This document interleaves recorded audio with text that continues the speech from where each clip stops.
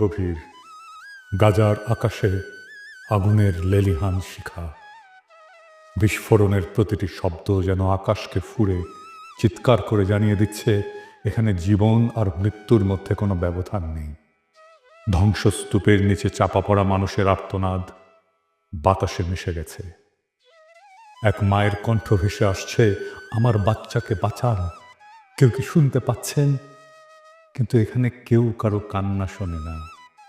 এখানে কান্নার চেয়ে বড় শব্দ হলো ক্ষেপণাস্ত্রের গর্জন। ইফতারের পর ক্লান্ত শরীরে একটু বিশ্রামের আশায় যে পরিবার শুয়ে পড়েছিল, কয়েক সেকেন্ডের ব্যবধানে তারা ধূলিসাৎ হয়ে গেল। একটি শিশুর ছোট্ট হাত ধ্বংসস্তূপের নিচ থেকে বেরিয়ে আছে, কিন্তু তার শরীরের আর কোনো অংশ নেই।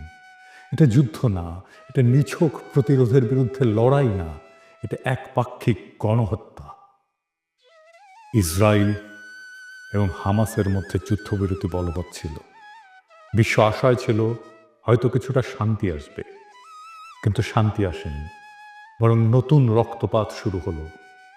18 মার্চ রাতে কসাই নেতানিয়াহুর বাহিনী যুদ্ধবিরতি ভেঙে বেসামরিক মানুষের উপরে ভয়াবহ হামলা চালালো।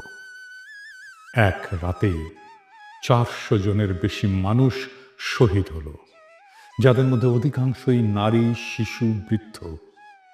যুদ্ধবিরতি নয়, বরং সেখানে আবারও নির্বিচারে বিমান হামলা চালানো হলো। এক ফিলিস্তিনি সাংবাদিক বললেন, আমি ধ্বংসস্তূপের নিচে লাশের সারি দেখেছি। কিছু লাশ এতটাই ছিন্ন ভিন্ন যে চেনার উপায় নেই। একটা শিশুর কেবল মাথাটুকু খুঁজে পাওয়া গেছে। এটি কি কোনো সভ্যতার পরিচয় বহন করে? গাজার শিশুরা কোথায় যাবে? সমস্ত শিশুর স্বপ্ন এখানে এক ধ্বংসস্তূপ। একটা শিশু নাম আমাল, তার পুরো পরিবার গত রাতে একসাথে ইফতার করেছিল। সে খুব খুশি ছিল, কারণ তার বাবা বলেছিল, যুদ্ধ শেষ হলে তোমার পছন্দের খেলনাটা এনে দেব। সেই রাতেই এক বোমা এসে তাদের ঘরটাকে মাটির সাথে মিশিয়ে দিল। আমাল বেঁচে আছে, কিন্তু তার বাবা মা নেই। তার ছোট ভাইটি তার হাত ধরে শুয়েছিল, কিন্তু এখন সে নিথর। গাজার প্রতিটি শিশুই এখন এতিম। তারা আর বাবা মায়ের গল্প শুনবে না, তারা আর স্কুলে যাবে না, তারা আর খেলতে পারবে না। তাদের জীবন এখন একটাই, জীবন থেকে পালাও। এই বর্বরতা কি প্যারিসে ঘটলে বিশ্ব চুপ থাকতো? আর যদি লন্ডন, নিউ ইয়র্ক বা প্যারিস, বার্লিনে এমন একটা হামলা হতো, তাহলে কি বিশ্ব এতটাই নিশ্চুপ থাকতো? যদি প্যারিসের শিশুদের উপরে বোমা ফেলা হতো, তাহলে কি জাতিসংঘ শুধু নিন্দা প্রকাশ করত? যদি ওয়াশিংটনের হাসপাতাল ধ্বংস হয়ে যেত, তাহলে কি বিশ্ব চুপ থাকতো? যদি লন্ডন শহরে একটা স্কুলে 300 শিশু নিহত হতো, তাহলে কি বিশ্ব উদ্বেগ প্রকাশ করেই থেমে যেত? না, তখনই বিশ্ব মানবতা জেগে উঠত, তখনই জাতিসংঘ চিৎকার শুরু করত। কিন্তু যেহেতু এই হত্যাযজ্ঞ গাজায় হচ্ছে, তাই বিশ্বের বিবেক ঘুমিয়ে আছে। কিন্তু এই নীরবতা কি চিরকাল থাকবে? একজন বাবা তার মৃত সন্তানের নিথর দেহের পাশে বসে আছে। শিশুটির হাতে আঁকা ছিল একটা ছবি, একটা সূর্য, একটা ঘর আর একটা ছোট্ট পরিবার। কিন্তু সেই ঘর এখন ধ্বংস হয়ে গেছে। সেই বাবা এখন নিঃস্ব। তার চোখ দিয়ে অশ্রু ঝরছে না, কারণ গাজার মানুষ এত কেঁদেছে যে তাদের চোখের পানিও শুকিয়ে গেছে। তিনি শুধু একটাই প্রশ্ন করেছেন, কবে থামবে এই গণহত্যা? ইসরায়েল কি চায়? ইসরায়েল জানে তারা যত বেশি ফিলিস্তিনিদের হত্যা করবে, তত সহজ হবে তাদের দখলদারি। প্রথমে তারা ফিলিস্তিনিদের জমি কেড়ে নিল, তারপর তাদের ঘরবাড়ি ধ্বংস করলো, তারপর তাদের খাদ্য পানি বন্ধ করলো। এখন তারা একে একে হত্যা করছে, যাতে কেউ বেঁচে না থাকে। এটা ধ্বংসের একটা পরিকল্পিত নীতি। এটাকেই বলে এথনিক ক্লিনজিং। ফিলিস্তিন মুক্ত না হলে মানবতা মুক্ত নয়। গাজা পুড়ছে, কিন্তু শুধু গাজা নয়, এই আগুন একদিন পুরো বিশ্বকে গ্রাস করবে। আজ যদি ফিলিস্তিন মুক্ত না হয়, তাহলে মানবতা কোনোদিন মুক্ত হবে না। আর যদি গাজার শিশুরা বাঁচতে না পারে, তাহলে পৃথিবীর কোনো শিশুই নিরাপদ নয়। আজ যদি আমরা চুপ থাকি, তাহলে একদিন আমাদের ঘরেও আগুন লাগবে, তখন কেউ আমাদের জন্য কথা বলবে না। এখন প্রশ্ন হলো, এই হত্যাযজ্ঞ কবে থামবে? পৃথিবী কি নীরব দর্শকের ভূমিকা পালন করবে? আজ গাজার রাস্তায় শিশুরা কাঁদছে, তাদের বাবা মা মৃত, আর আমরা যারা নিরাপদ ঘরে বসে এই ঘটনা দেখছি, আমাদের কি কিছুই করার নেই? অন্তত কণ্ঠ তো তোলা যায়। বিশ্বজুড়ে সাধারণ মানুষ সোচ্চার হচ্ছে, কারণ গাজার মানুষ শুধু একটা জিনিস চায়, জীবন। গাজার আকাশে আজও আগুনের গোলা উড়ে বেড়াচ্ছে। বাচ্চারা যখন মায়ের কোল জড়িয়ে ধরে কাঁদছে, তখন ইসরায়েলের যুদ্ধ বিমান তাদের ঘরগুলো একের পর এক মাটিতে মিশিয়ে দিচ্ছে। এই নৃশংসতা কেবল গাজার বিরুদ্ধে নয়, একটা মানবতার বিরুদ্ধে নৃশংসতা, এটা মানবতার বিরুদ্ধে এক নির্মম অপরাধ।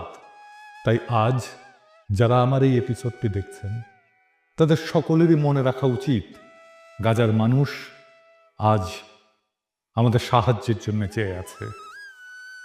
আমরা কি চুপ থাকবো, নাকি তাদের পাশে দাঁড়াবো? পৃথিবীর বিবেক কি জাগবে, নাকি আরো হাজারো শিশু ধ্বংসস্তূপের নিচে চাপা পড়বে নিঃশব্দে? মাহমুদ নামের এক ছোট্ট ছেলেকে উদ্ধারকারী দল ধ্বংসস্তূপ থেকে বের করেছিল। তার নিথর দেহের পাশে ছিল একটা স্কুল ব্যাগ। ব্যাগের ভেতরে লেখা একটা ছোট্ট চিঠি, আম্মু, যুদ্ধ কখন শেষ হবে? আমি কি বড় হতে পারবো? আমি ডাক্তার হতে চাই। এই চিঠির উত্তর কে দেবে? ইসরায়েল, আমেরিকা, জাতিসংঘ, নাকি সেই বিশ্ব যারা শুধু চোখ বন্ধ করে রাখে? মাহমুদ আর বড় হবে না। গাজার ফাতেমা আর কখনো লাল জামা পরবে না। এই ধ্বংসস্তূপের নিচে চাপা পড়েছে শুধু গাজার মানুষ নয়, চাপা পড়েছে বিশ্ব মানবতা। যদি আজ ফিলিস্তিন মুক্ত না হয়, তবে পৃথিবীর কোনো মানুষই মুক্ত নয়। যদি এক জাতিকে নিশ্চিহ্ন করা যায়, যদি শিশুদের নির্বিচারে হত্যা করা যায়, যদি কারো ভূখণ্ড দখল করে পুরো একটা জনগোষ্ঠীকে শরণার্থী বানিয়ে ফেলা যায়, আর বিশ্ব কিছুই না বলে, তবে সেই বিশ্বে একদিন কেউ নিরাপদ থাকবে না। ফিলিস্তিনের লড়াই শুধু ফিলিস্তিনিদের নয়, এটা পুরো মানবতার লড়াই। কিন্তু একদিন সেই ধ্বংসস্তূপের নিচ থেকে যেদিন নতুন ফিলিস্তিন জন্ম নেবে, যেদিন প্রতিটি শহীদ শিশুর নাম স্মরণ করা হবে, যেদিন মানবতা আবার মাথা তুলে দাঁড়াবে, সেদিন আমরা গলা উঁচিয়ে বলবো, ফিলিস্তিন মুক্ত হয়েছে। আর সেদিনই মানবতা মুক্ত হবে। ফিলিস্তিনের স্বাধীনতা ছাড়া আমাদের স্বাধীনতা অর্থহীন। একদিন ঠিক ফিলিস্তিন মুক্ত হবে। একদিন সূর্যের স্বপ্নের শান্তির ভোর আসবে। একদিন পৃথিবীর মাটি, আকাশ, বাতাস মধুময় হবে। সেই দিনের অনাগত প্রজন্ম আমাদের অক্ষমতাকে, আমাদের কাপুরুষতাকে, আমাদের স্বার্থপরতাকে ক্ষমা করো। হে মহান সৃষ্টিকর্তা, তুমি আমাদের ক্ষমা করো। তুমি বৃথাই আমাদের শক্তি দিয়েছিলে। এই দীনতা, এই কাপুরুষতা, এই অক্ষমতার দায় আমরা নিলাম। Free, free, free Palestine. No more murder, no more lies. ইনকিলাব জিন্দাবাদ।